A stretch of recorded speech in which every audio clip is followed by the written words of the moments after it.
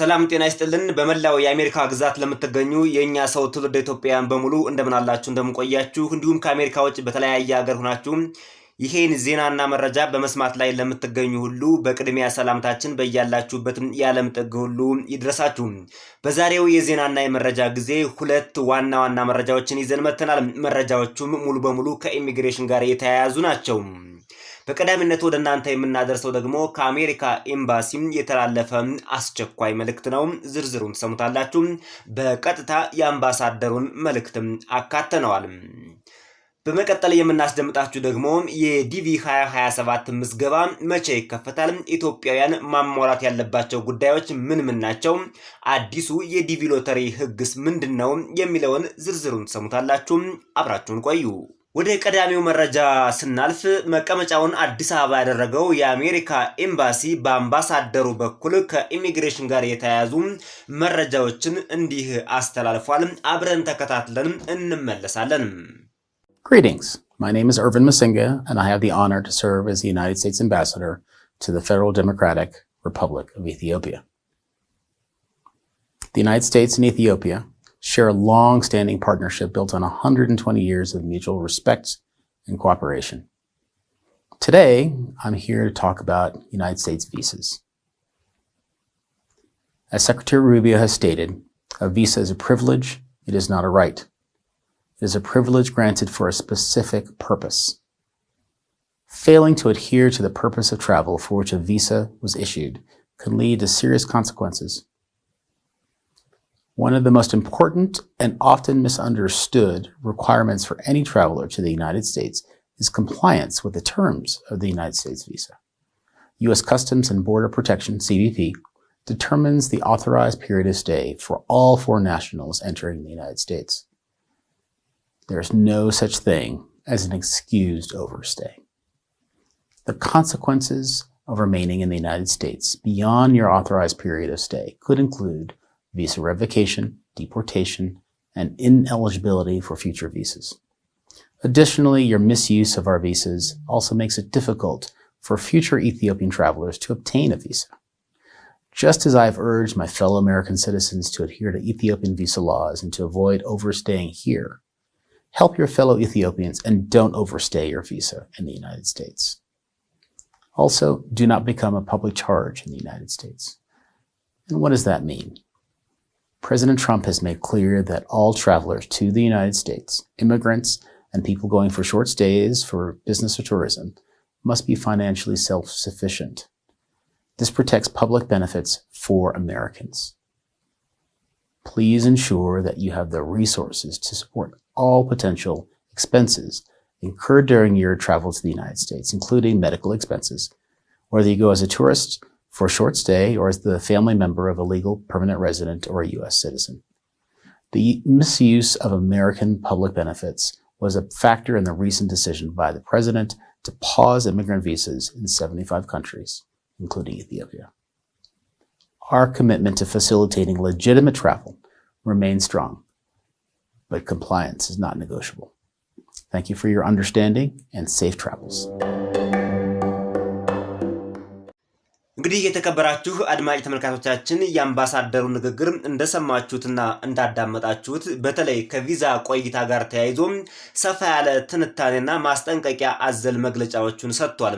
አሜሪካን ሀገር ትውልደ ኢትዮጵያውያን በቪዛ ሲሄዱ የተሰጣቸውን የቆይታ ጊዜ ያላግባብ የሚያሳልፉ ከሆነ ወደፊት ወደ አሜሪካን ሀገር ለመግባት ሲያስቡ ሙሉ በሙሉ ቪዛ እንዳይሰጣቸው ክልከላ ይደረጋል። እንዲሁም ወደፊት አሜሪካን ሀገር ለግሪን ካርድም ሆነ ለሌሎች የኢሚግሬሽን አገልግሎቶች ሲመጡ እነዚህ ግለሰቦች በቀይ መስመር ይያዛሉ ሲል ነው መግለጫውን ያስተላለፈው።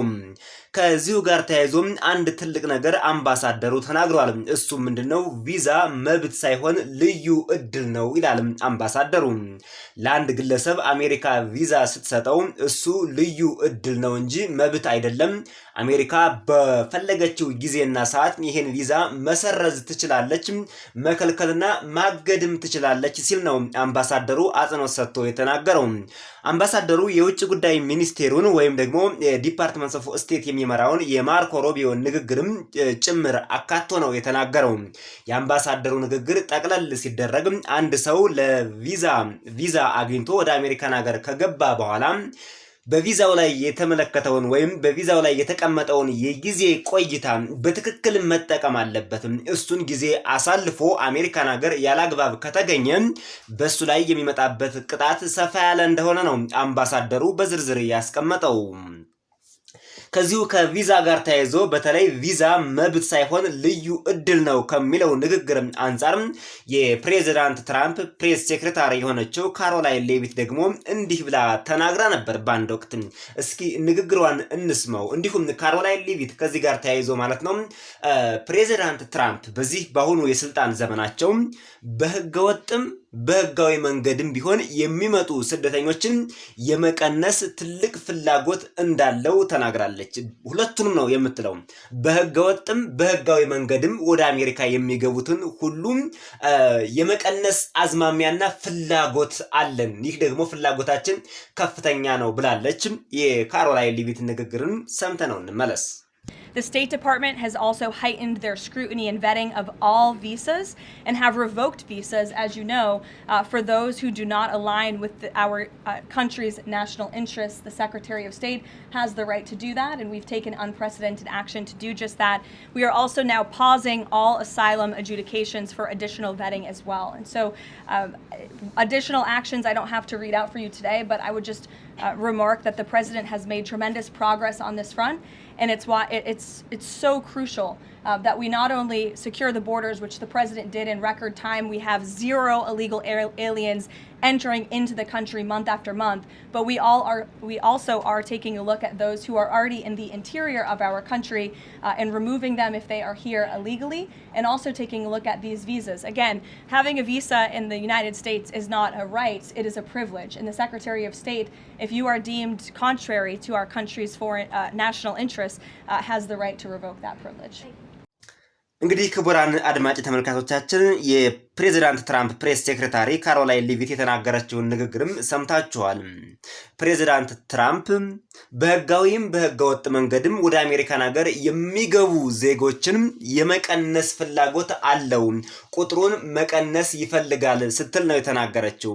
ከዚሁ ጋርም አያይዛ ቪዛ ማለት መብት ሳይሆን ልዩ እድል ነው፣ አሜሪካን ለአንድ ለውጭ ዜጋ የምትሰጠው ልዩ እድል ነው። ስለዚህ በፈለግነው ጊዜና ሰዓት የመሰረዝ መብት አለን። ከዚህም አልፎ ለቪዛ ነው እናንተ የምትጨነቁት። ከቪዛም አልፎ ሲቲዝንሺፕ በአሜሪካን ሀገር ሲቲዝንሺፕ ፕሪቪሌጅ ነው እንጂ ራይት አይደለም እያሉ ነው። እሷ ስለ ቪዛ ነው ያወራቸው። በሆነ አጋጣሚና በሆነ ወቅት ደግሞ ስለ ሲቲዝንሺፕ ተናግራለች። ሲቲዝንሺፕ በራሱ እሱም ቢሆን ዜግነት ማለት ነው። እንግዲህ አንድ ሰው የአሜሪካን ሀገር ዜግነት አገኘ ማለት እንደ አሜሪካ ዜጋ ነው የሚቆጠረው። አሜሪካን ሀገር ተወልዶ እንዳደገም አንድ የአሜሪካን ተወላጅ እንደሱ ነው የሚቆጠረው። ነገር ግን አሁን ያለው የፕሬዚዳንት ትራምፕ አስተዳደርና አጠቃላይ ስርዓቱ ብሎ የሚያምነው ምንድነው? ዜግነት በራሱ ፕሪቪሌጅ ነው እንጂ መብት አይደለም። ስለዚህ አንድን ሰው አሜሪካን በሆነ ጊዜ ዜግነት ሰጥታው ነበር። ከፈለገች በፈለገችበት ጊዜና ሰዓት መንጠቅ ትችላለች። ስለዚህ ዜግነት በራሱ it is not right rather it is a privilege ብላ ነው የምትናገረው ማለት ነው። የፕሬዚዳንት ትራምፕ ፖሊሲ አጠቃላይ ይሄ ነው። እንግዲህ በዜግነት በቪዛ ከነዚህ ጋር ተያይዞ ያለው አቋም በአሁኑ ሰዓት ያለው አቋም በህጋዊም በህገወጥ መንገድም ወደዚህ ወደ አሜሪካን ሀገር የሚገቡትን በሙሉ የመቀነስ አዝማሚያን ብቻ ሳይሆን ከፍተኛ ፍላጎት እንዳለው ነው በዚህ የተረዳ ነው። ታዲያ መቀመጫውን አዲስ አበባ ያደረገው የአሜሪካ ኤምባሲ በአምባሳደሩ በኩል ለትውልደ ኢትዮጵያውያን በሙሉ ያስተላለፈው መልእክት ይሄንኑ ነው የሚያሳየው ማለት ነው። ወደ ቀጣዩ ዜናና መረጃ አልፈናል። ወደ ቀጣዩ መረጃ ስናልፍ የዲቪ 2027 ፕሮግራም ምዝገባ መቼ ይከፈታል ስለሚለው ነገር አዲስ ሰበር ዜና ተለቋል። ኢትዮጵያውያን ማሟላት ያለባቸው ጉዳዮችም በዝርዝር ወጥተዋል። ትውልደ ኢትዮጵያውያን ዲቪ 2027ን ተጠቅመው ወደ አሜሪካ ለመግባት በርካታ ፍላጎቶችና መሻቶች ይታያሉ። ታዲያ ዲቪ 2027 ምዝገባ መቼ ይከፈታል የሚለውን እንዲሁም አስፈላጊ አዳዲስ አሁን በቅርብ የተጨመሩ ህጎችንም ጨምሮ ለአድማጭ ተመልካቾቻችን ይፋ ልናደርጋችሁ ነው። በተለምዶ ጥቅምት ወር ላይ ይከፈት የነበረው የዲቪ ሎተሪ ምዝገባ ለዲቪ 2027 ግን እስካሁንም አልተከፈተም። የአሜሪካ ስቴት ዲፓርትመንት ምዝገባው የዘገየበትን ምክንያት ደግሞ ከቀናት በፊት ይፋ አድርጓል። አንደኛ የፓስፖርት ግዴታ መሆን ነው። አዲስ በወጣው መመሪያ መሰረት ማንኛውም አመልካች በምዝገባ ወቅት የፓስፖርት መረጃውን መሙላት ብቻ ሳይሆን የፓስፖርቱን ፎቶ ያለበትን ገጽ ስካን አድርጎ አፕሎድ ማያያዝ ይኖርበታል። ይህ ህግ በይፋ ስራ ላይ የሚውለው ከሚያዝያ 2 ቀን 2018 በኢትዮጵያን አቆጣጠር ማለት ነው። በፈረንጆቹ አቆጣጠር ደግሞ ኤፕሪል 10 2026 በኋላ ስለሆነ ምዝገባው ከዚህ ቀን በፊትም አይከፈትም ማለት ነው። የምዝገባ ክፍያ ለመጀመሪያ ጊዜ ለዲቪ ሎተሪ ምዝገባ $1 ክፍያ ተቆርጧል። ይህን ክፍያ ለማስተናገድ ሲስተሙ እየተስተካከለ በመሆኑ ምዝገባው ዘግይቷል ነው የተባለው። በእነዚህ ሁለት ምክንያቶች የዲቪ ሎተሪ 2027 ምዝገባ ዘግይቶ ነበር። አሁን ደግሞ አዲስ የወጣው መረጃ እንደሚያሳየው የአሜሪካ የበጀት ዓመት እስከ ጥቅምት 1 አካባቢ ጥቅምት ወር ላይ ነው። ባጭሩ የአሜሪካ የበጀት ዓመት የ2026 በጀት ዓመት እስከ ኦክቶበር 2026 ድረስ ነው የሚሆነው ማለት ነው። ከዚህ የበጀት ዓመት በፊት የዲቪ 2027 ሬጂስትሬሽን መጠናቀቅ አለበትና መረጃውን ኢን ዘ ሌት ሳመር ወይም ደግሞ ኢን ዘ ሌት ስፕሪንግ ከነዚህ ከሁለቱ ጊዜያቶች በፊት እናሳውቃለን ብለዋል። ሌት ሳመር የሚባለው እንግዲህ ኢትዮጵያ ውስጥ ለምትኖሩ ከክረምት ወር በፊት ማለት ነው። ያ ማለት ከሐምሌ በፊት መቼ ምዝገባው እንደሚጀመር ይፋ እናደርጋለን ወይም የዲቪ 2027 ሬጂስትሬሽን ይከፈታል። ስለዚህ ከክረምት በኢትዮጵያን ማለት ነው ከሐምሌ ወዲህ ማለት ሰኔ ምናልባት ግንቦት ላይ የዲቪ 2027 ምዝገባ ሊጀመር እንደሚችል አመላካች መረጃዎች ወጥተዋል ማለት ነው። ባጭሩ የአሜሪካ የ2026 የበጀት ዓመት ከማለቁ በፊት የዲቪ 2027 ሬጂስትሬሽን መከፈት አለበት ተብሎ በአሜሪካውያን ዘንድ ስምምነት ላይ ተደርሷል። ታዲያ ትውልደ ኢትዮጵያውያን ይሄን አጋጣሚ ለመጠቀም ፓስፖርት መውጣት ስላለባችሁ ወይም ፓስፖርት መያዝ ስላለባችሁ ኢትዮጵያ ውስጥ የምትኖሩ ሀገር ቤት ለምትኖሩ በሙሉ ከአሁኗ ደቂቃና ሰዓት ጀምሮ የፓስፖርት ፕሮሰሳችሁን መጀመር ይኖርባችኋል ማለት ነው። አሜሪካ ውስጥ ያላችሁ ደግሞ እናንተ ቀድማችሁም ፓስፖርት በእጃችሁ ስለያዛችሁ ዲቪ 2027 ቀኑ የምዝገባ ቀኑ ሲከፈት በቀጥታ በመሙላት ቲፒኤስ ላይ ያላችሁ፣ ሪፊውጅ ላይ ያላችሁ፣ አሳይለም ላይ ያላችሁ እንዲሁም በተለያየ ቪዛ አይነት ወደዚህ ወደ አሜሪካን ሀገር የመጣችሁ ካላችሁ ዲቪ ከደረሳችሁ እንደ መልካም አጋጣሚ ስለሆነ በቀጥታ ወደ ግሪን ካርድ ለመሄድ አፋጣኙና ተገቢው መንገድ ስለሚሆን ይሄን መጠቀም ትችላላችሁ ማለት ነው። ምክንያቱም አብዛኛዎቹ የአሳይለም ኬዞች ሪጀክት ይደረጋሉ። የቲፒኤስ ኬዝም ቢሆን ጊዜያዊ ነው፣ ቴምፖራሪ ነው። ሌሎችም ቴምፖራሪ ቪዛዎች አሉና ለግሪን ካርድ መንገዱ አስቸጋሪ የሆነባችሁ በሙሉ የዲቪ ፕሮግራምን ብትጠቀሙ እድሉን ብትጠቀሙ ምናልባት ትውልደ ኢትዮጵያውያን እዚሁ አሜሪካን ሀገር ሆናችሁም ዲቪ መሙላት ትችላላችሁ። ዲቪ ሊደርሳችሁ ስለሚችል እንደ ጥሩ አጋጣሚ ይቆጠራል ማለት ነው።